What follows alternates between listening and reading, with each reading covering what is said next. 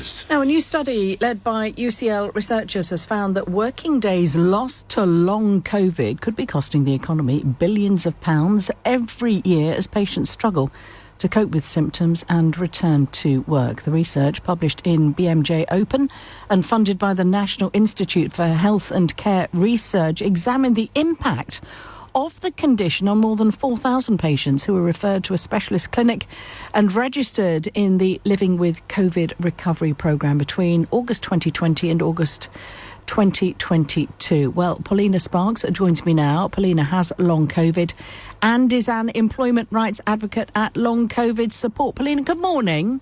Good morning. Good to have you with us. Just tell us firstly then about your own struggles with long COVID. When and how did it start? What happened?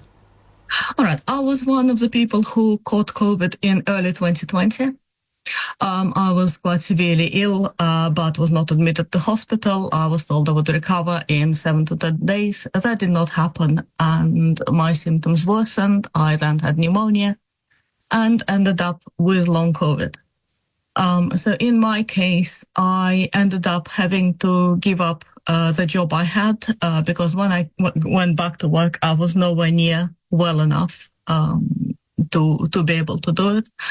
And when we set up the Long COVID Support Employment Rights Group, there were a lot of stories like that of people not being supported at work, of struggling with their symptoms, of facing a lot of barriers in return to work, potentially having to leave their jobs. So that's how this came about. So it clearly impacted your daily life, your relationships and work. From what you've gathered then, Polina, since, are employers in the main, sympathetic to the condition or not? It varies between employers. I think there is some more awareness, but not nearly enough. I've been fortunate in that I've been able to go back to work with a new employer on reduced hours. And as Long COVID Support, we have carried out repeated surveys, and we have done them by ourselves and also with the Trade Union Congress. And what came out of those surveys, especially the latest one, which was done last year, was that half of all workers with long COVID had experienced unfair treatment, where they've met with disbelief at work, people questioning their symptoms, they've met with discrimination, and so forth. And when we did our initial survey, it was about 1 in 15 people who had lost their jobs to long COVID. At last count in 2023, it was 1 in 7.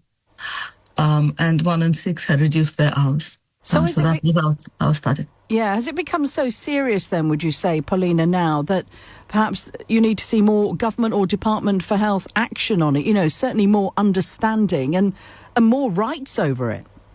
Yes, definitely. I mean, the first thing to say is that the only way not to have long COVID is not to catch COVID. People have this idea that it only affects clinically vulnerable or elderly people and so on and so forth. But the latest study by GPs said it's 4.5% of people in the UK. That's about 3.1 million. A lot of them are working age people, and increasingly with each variant, we have seen younger and younger people affected.